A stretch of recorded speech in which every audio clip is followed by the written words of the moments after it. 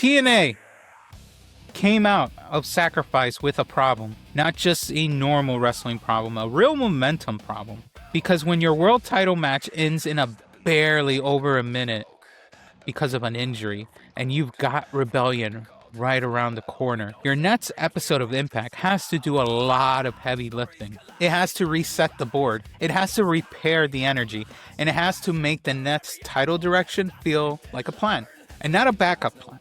And to TNA's credit, part of this show did exactly that. The opening segment, strong. The 8-man tag, yeah, very strong. Tessa Blanchard still feels like a star.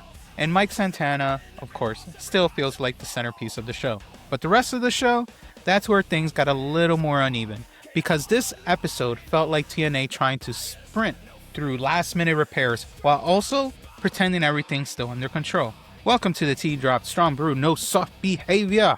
We're breaking down the TNA After Sacrifice Impact show. What worked, what felt patched together, and whether this show did enough to get Rebellion back on the stable ground. So let's get to it.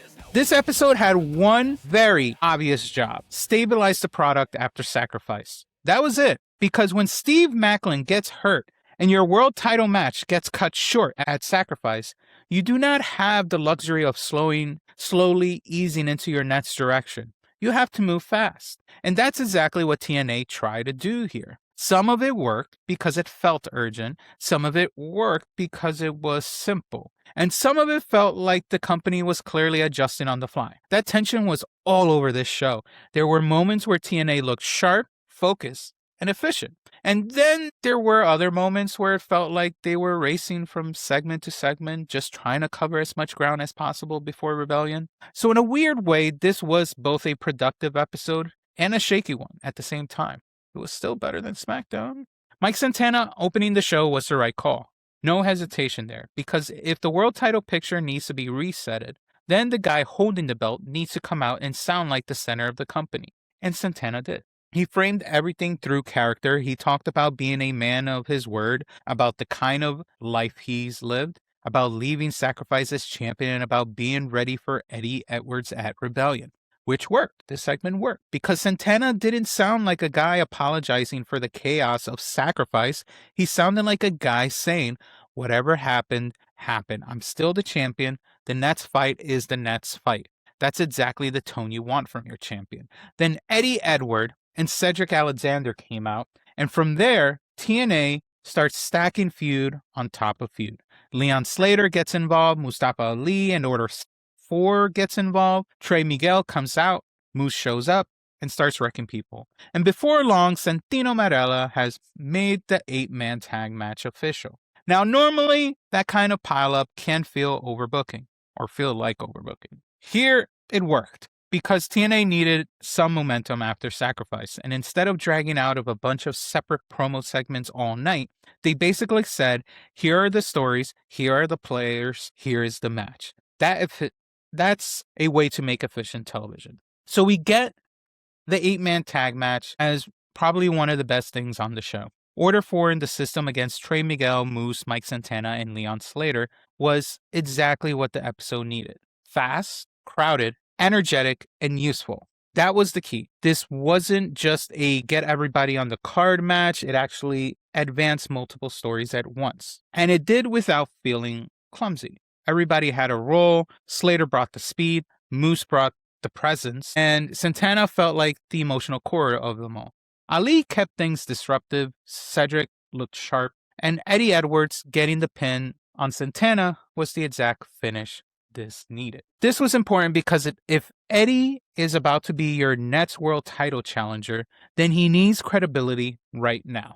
Not next week, not at a pay-per-view in the future. We need it right now. Because this giving him the pin over Santana was smart, and more than that, the match itself was just good. It had rhythm, it had movement, it had clean chaos in the best way possible. And it got the crowd through a whole lot of storylines without even feeling dead.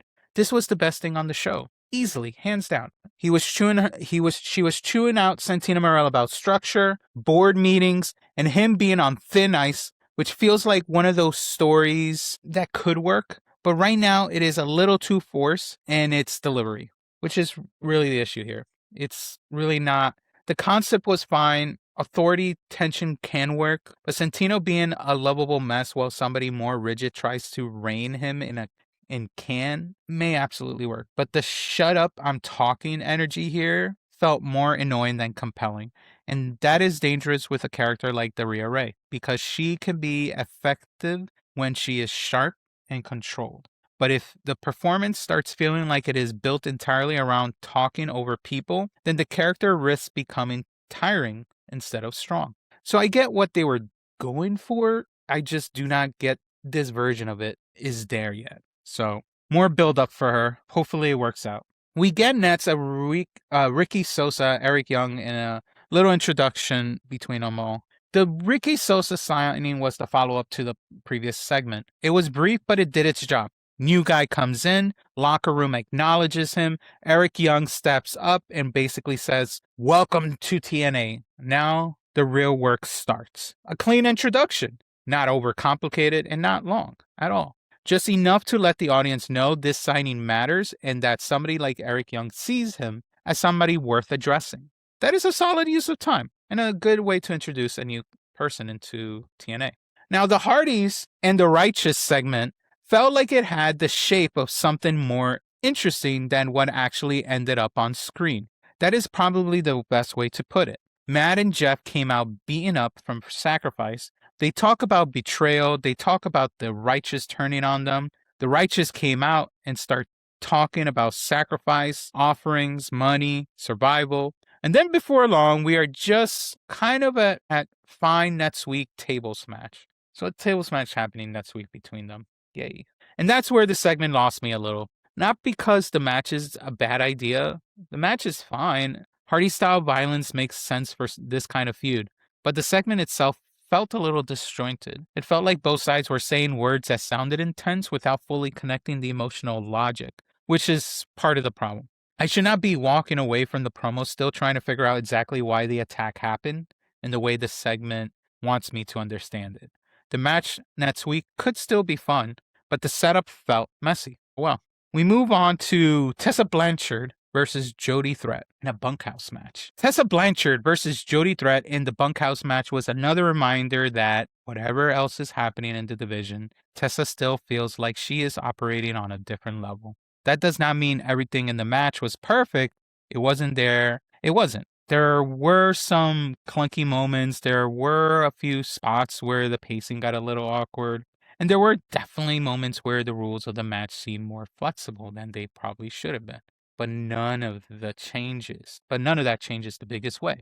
Tessa looks like a star. That is what keeps standing out. She has presence. She has confidence. She has that sense that when she is on the screen, the segment's about her. And even in a match where Jody Threat was trying to bring chaos and violence, Tessa still felt like a bigger deal. Threat had moments, sure. She brought energy. She brought aggression. She made this feel like a fight. But once Tessa started whipping her with the belt and controlling the uglier side of the match, it became clear again who TNA sees as the centerpiece here. And honestly, they should.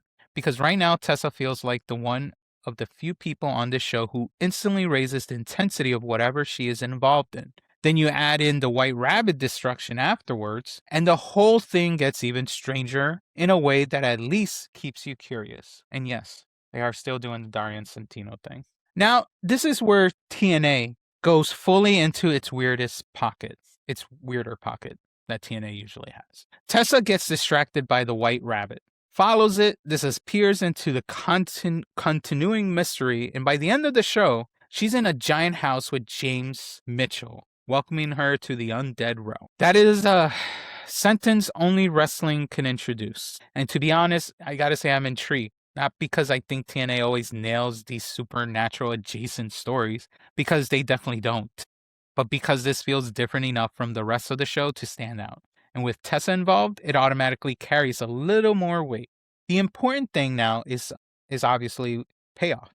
The atmosphere is nice, the mystery is nice. James Mitchell is always a plus in this kind of setting, I guess. But eventually this has to become more than just eerie transitions and symbolic rabbit chasing. It has to turn into a story that actually means something for Tessa and the division around her. But for now, though, it definitely has my attention for the next coming weeks. We'll see how that pays off. Ryan Nemeth is still trying to find out who attacked Nick Nemeth. This gave us another example of TNA using short segments to set up the next logical thing. Ryan accused BDE. Kazarian jumps in, Elijah steps up, and now you can pretty much see the tag match coming from a mile away, which is fine. Not every backstage segment needs to reinvent storytelling. Sometimes it just needs to point you towards the next beat without wasting time. That's what it did. We get Nets AJ Francis going against Hometown Man. That's the character's hilarious. Hometown Man. I still can't get into it, but okay. AJ Francis beating Hometown Man was kind of an odd squash because it wasn't really a squash. The Hometown guy got more than you would expect. He got the crowd moment, he got the Hulk up, he even got a slam tease that created some life. And then Francis shut it down and wins. Which the structure actually worked better than I expected because it gave the crowd a little hope before taking it away just like that. And that usually makes the monster look even meaner that way. Then post-match, Francis reveals he was the one who attacked Nick Nemeth, which is a hilarious reveal, but a good one. Not because it was shocking, but because it fits his whole presentation at this point. AJ Francis is a man that wants attention, and he's going to do everything he can to get it. He wants attention, he wants heat, he wants to be the guy ruining the hero's story. And him framing himself as the best big man in the business while calling out Ryan Nemeth feels exactly in line with that. AJ Francis has quietly gotten better in this role, in all honesty. He feels more comfortable in this role, he uses his size better, and he is starting to understand how to present himself like an actual problem instead of just a big personality, which is a progress and a bravo moment for AJ Francis. So a bravo to you, man. All right, Knockouts title match. We get Ariana Grande versus Xia Brookside. I mean Ariana Grace. Ariana Grande. Ariana Grace. I'm never letting that go. Anyway, they go for the Knockouts title, which was one of those matches where things were happening constantly, and that was kind of the problem, because on one hand, it was never dull. There was movement, interference, distraction, outside action, title involvement, Cobra involvement, Stacks involvement, Lei Ying Lee involvement. There was always something happening in this match. But on the other hand, it got to the point where I started asking the same question too many times. Why is this not a disqualification? Why is this not a countout? Why is the referee even here if none of this matters at this point? Which becomes an issue. When a match gets so overloaded with extra bonus business that the structure stops making sense, it becomes harder to stay invested in the actual wrestling of the match. You're not watching the fight anymore. You're watching for the next interruption. And that is what happened here. Grace retained was fine. Brookside has some fire. Lee not turning was a smart choice because that would have been a little too predictable. But the match itself was just too busy for its own good. And this just continued because after this, we had Santana and Eddie closing the show right after this match. They had a post-match angle after the women's match with Mike Santana running in, laying out Stacks, and then getting into a back and forth with Eddie Edwards in the crowd, which was clearly designed to give the show one final push towards Rebellion. Because after this, they have one more TNA Impact, then it's Rebellion that following Saturday. And structurally, it worked. Champion and challenger, trade words, trade blows. Edward reminds Santana he already pinned him tonight. Santana promises violence. You end the show with the title feud still front and center. That is all correct, though. But I'll be honest, Eddie Edwards is still not the strongest taker in a setting like this. He can play his role, he can deliver the lines, but when he is standing across from somebody like Santana, who feels more emotionally grounded and more naturally intense, Eddie can come off a little flatter than you want in a major title feud. That does not kill the match, but it does affect the final push. And with Rebellion this close, every segment has to count. So here's where we get at. This was a show with one excellent opening stretch, and then a much shakier second half. The opening segment and the 8-man tag did a ton of work. They repaired the world title picture fast, gave Eddie Edwards momentum, kept Santana looking like the centerpiece, and advanced multiple matches without wasting time. That is the kind of efficient booking TNA needed coming out of Sacrifice. But after that, the show became much more hit or miss. The Hardys and the Righteous felt disjointed. The Knockouts title match got way too cluttered. The Authority stuff with Daria Ray and Santino still needs polish, and some of the smaller segments felt more like setup than must-see television. Now, at the same time, Tessa still feels important, AJ Francis keeps improving in his role, and the show did enough to at least keep Rebellion alive heading into the final stretch. Was it a great episode? No. Was it a necessary one? Absolutely no. And if nothing else, TNA got the most important thing right. Mike Santana still feels like the guy, and right now that matters more than anything on this show. So now I want to hear from you. Did this episode do enough to fix the momentum heading into Rebellion, or is TNA still scrambling after the way Sacrifice ended? Drop in the comments. Thank you for watching. If the T hit right, hit the like button and subscribe. See you on the next one.